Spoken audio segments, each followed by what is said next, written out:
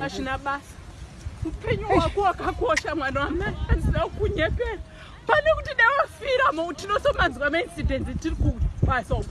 basi rakacho vanhu vakachirawo chichemo chishaya kutobuda sei asi kana ndachema vana vangu ndangofunga vana vangu we managed to munhu wese abuda umu zvina basa ndinotati tinodya upenyu mavaina basa even in a1 this will post it vanhu vachazviona kuti pane zvaitika hapana don't want my brother mari tichashanda ona vanhu vari kuuya kana simba rekupfeka bhutsu handina ini yambozara asi mine managed to take over ugona bhegi rangu rari apa